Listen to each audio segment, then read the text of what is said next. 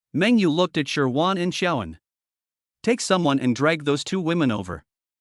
Yes. Zhang Li took a few men and walked up to Shirwan. Was about to start. Don't touch me. Shirwan avoided the man's outstretched hand and pulled Joan towards Meng Yu. We'll go over there ourselves. Johann knew his friend well and knew that she would not just sit there and take it. All she had to do was not cause any trouble for Wan Wan. She kept her head down and thought to herself. It wasn't a good feeling to be the protagonist of a novel and be surrounded by enemies. It seems that she has to be nicer to the characters in the book. It was natural for Shiwan and Xiaoan not to resist, which was exactly what Zhang Li wanted. Shirwan took hold of Joan and slowly walked towards Meng Yu. Meng Yu looked at them, as if he had already caught his prey, and a smile appeared on the corner of his mouth. He was going to have fun with that woman today. As for the other one, although not absolutely beautiful, she is still edible. Besides, it's more fun to have them both. The other side. 2 fists are no match for 4 hands. What's more, the other side is armed. Under the siege of more than 20 people, the few mercenaries were having a hard time coping. It should be soon. A flash of something flashed in her eyes, and her beautiful and cold face did not show the slightest hint of warmth. She lifted her foot and moved closer to Meng Yu. Aren't you going to take me away? Let's go. Ha ha ha. Seeing the look on Shirwan's face, Meng Yu felt a surge of desire to conquer her, and a fire ignited in his eyes. Wasn't she just a sacred and inviolable figure? Now she's afraid? She's throwing herself at me? As he spoke, he reached out to her and tried to take her waist in his hands. Forget it. As long as you serve me well, what happened just now? Suddenly, a sharp pain came from his palm. Meng Yu gasped, and before he could react, Shirwan used a silver needle the length of a finger to press against his temple. If you don't want to die, tell your men to stop. The sudden turn of events left everyone stunned. Zhang Li and the few men who were close to him exchanged glances and tried to quietly go around from behind to stop Shirwan. What do you want? Jiawan picked up the iron rod on the ground and looked at Zhang Li and the other men warily. Shirwan said coldly. If you want him to die, just come over. As she spoke, she stabbed the needle in her hand inward, and a red blood bead instantly popped out. Stop, stop, all of you. Meng Yu felt the pain and immediately shouted at Zhang Li and the others, then spoke to Shirwan in a trembling voice. You'd better not be impulsive. If you really dare to kill me, the Meng family will definitely tear you to pieces. At this time, not far away. Looking at the surveillance video that was transmitted in front of him, the man raised a faint arc. Chapter 38, The Fu Family Arrives. MD. Meng Yu felt the stinging pain in his temple, and his entire body was filled with anger and fear. In the past 20 years in Kyoto, no one has ever dared to do this to him. Later, he must make this woman suffer a horrible death. Meng Yu gave a sinister wink at Zhang Li in front of him. Zhang immediately understood. He put his hand behind his back and quietly pressed a button on a communication device somewhere. Another group of people from the Meng family received the signal and immediately rushed over. In addition, they also told Meng Yu's father about the situation. The current head of the Meng family, Meng Shenghui. Tell your men to stop immediately. Seeing that the driver and the others were getting more and more disadvantaged, Shurian's hand holding the silver needle tightened considerably. Otherwise, we will all die here. Her voice was as sweet as ever, but the cold murderous intent was undisguised. Meng Yu. At this point, he was absolutely certain that this woman was really going to kill him. Stop. Stop it all. The fierce battle stopped with Meng Yu's voice. Little bitch. I've done what you asked, so you should let me go, right? Meng Yu swallowed. What's the rush? Her lips parted slightly. It's almost time. Crazy. Shirwan is really crazy. Shin Ruoyan looked at the scene in front of her, her eyes full of fear. Meng Yu came out with her, and if anything happened, the Meng family would definitely not let her off. She was about to go forward when she suddenly noticed movement not far away. She immediately stopped and her eyes widened. Boom! Boom! A sudden roar once again drew everyone's attention. More than 10 cars were speeding towards them in an absolutely encircling posture. At the head of the group was a limited edition Rolls-Royce. The crowd watching from afar. Today's battle is too shocking, isn't it? It's really rare to see. Dozens of men in black sportswear quickly got out of the cars. Although they didn't have any weapons, they exuded a very cold and powerful aura. The leader is a young man in his 20s with a somewhat scholarly air. Clear the field, don't forget to check the photo album. Yes. Some of the mercenaries moved at the order and headed towards the crowd. Shen Ruoyan thought for a moment and followed the crowd in a panic. It came so quickly? Mang Yu's eyes lit up and he looked at Zhang Li. But Zhang Li shook his head with a pale face. What? Not his men? Could it be that woman's? Mang Yu was stunned, his expression heavy with fear. Every night. Johann became even more nervous and held the iron rod in his hand in front of Sherwan. Don't be afraid, I'm here. Sherwan knew that Xiaoan had misunderstood and softened her tone. Anan, these are our people. It turns out to be reinforcements. Jian let out a long sigh of relief and put down the iron rod in her hand. The last 20 years of her life had not been as exciting as this day. But she didn't want to experience this kind of excitement again in her life. Yang Yi waved his hand coldly. The dozen mercenaries behind him immediately stepped forward and joined the battle. The battle, which was originally in a disadvantageous position, instantly reversed. Zhang Li and the others realized something was wrong, but before they could act, they were subdued. Meng Yu's face turned even paler. How could this happen? Who is this woman? He had been running rampant in the imperial capital for so long, and this was the first time he had encountered such a situation. The same doubt was shared by the people watching from afar. Sorry, madam. Yang Yu walked up to Shi Yan and whispered in a low voice. We're too late. As they got closer, Meng Yu felt that Yang Yi looked very familiar, but he couldn't remember. Only the ominous feeling in her heart grew stronger and stronger. The timing was just right, not too late. When Sherwan spoke, her beautiful eyes involuntarily looked at the Rolls-Royce not far away. Leave the rest to me. Yang Yi immediately understood, and took Meng Yu by the hand. Mr. Fu is waiting for you in the car. Chapter 39, How can she make Ting Chen fall in love with her again? Who asked him? When Yang Yi saw through his thoughts late at night, he hurriedly looked away. Go find your husband. Jiawen smiled. I want to read it for a while longer. She didn't want to miss such a wonderful novel. As for the husband of the boss, who never shows his face in public, she dared not be too curious. Madam, don't worry. I will be hesitant to see her, Yang Yi smiled gently. I will definitely escort this young lady home safely. Of course, Sherwan believed in Yang Yi's abilities. Good. She looked at her friend. Tell me when you get home. Okay, let's go. Johann made an okay sign and turned his head back to look at the fighting crowd. She looked helpless.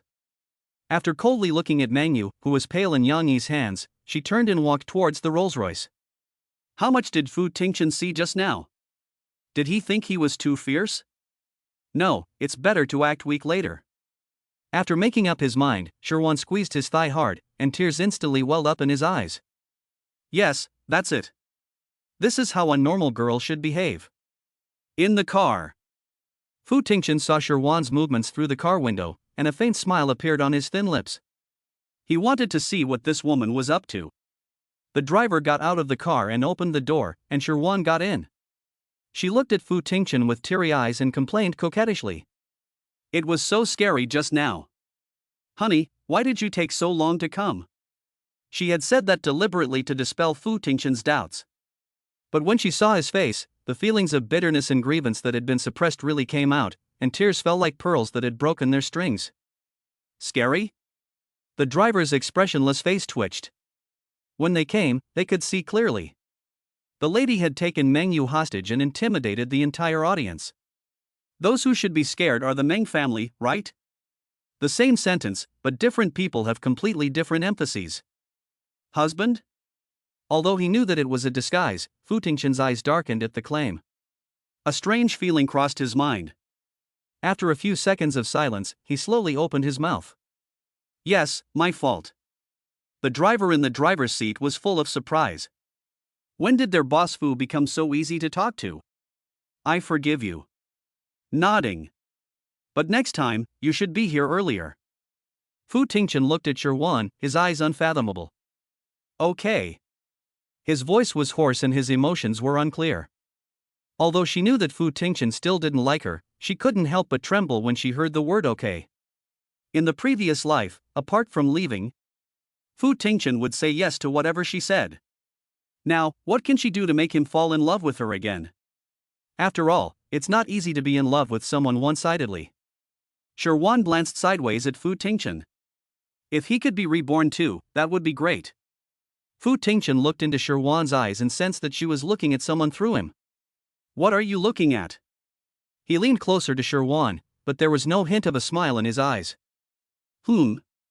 Or, who are you looking at? He wanted to see what this woman was going to make up. Of course he's looking at you. The handsome face that suddenly approached and the scent of ebony and incense that came from it made Sherwan suddenly snap back to reality and said half-truthfully. I always feel like I've seen you before.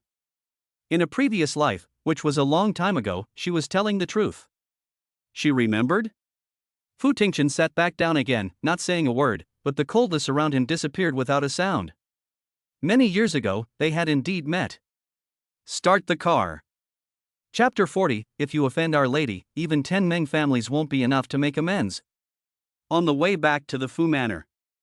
After what had just happened, Sherwan was exhausted both mentally and physically. Now that she was relaxed, she quickly fell into a deep sleep. In a daze, she rested her head on the broad shoulders of the man, and her shallow breathing sprayed on his neck. Fu Tingchen's eyes darkened, and he looked down at Sherwan. The woman's long, thick eyelashes did not move. Her delicate and beautiful face was flushed with a faint redness from sleeping, giving a feeling of peace and quiet. He didn't realize that his deep, unfathomable dark eyes had become a little warmer because of this tranquility. The action of trying to avoid it also stopped. For the first time in so many years, someone had fallen asleep beside him without any defense. She had clearly seen what she looked like when she had a seizure, so why wasn't she scared? Is it really because she is a doctor, as she said? Fu Tingchen's deep eyes flashed, and a trace of self-derision crossed his face. But over the years, he had met many doctors. They all looked at him in fear and shock when he had a seizure. She was different. When he thought about the pain in her eyes when she looked at him in the basement, Fu Tingchen's eyes were filled with an incomprehensible mist. The driver noticed the back seat and slowed down, driving more smoothly. She also slept more deeply at night. When they approached the Fu residence, she suddenly uttered a low, soft whisper. Tingchen, we must be together for the rest of our lives and never be separated again. The words were so light that they caused Fu Tingchen's pupils to tremble slightly. Meng's villa. What? Mang Shenghui frowned. They haven't found him yet? When I got there after receiving the news, there was no one there, and the relevant surveillance system had been deleted. The butler nodded, his face solemn.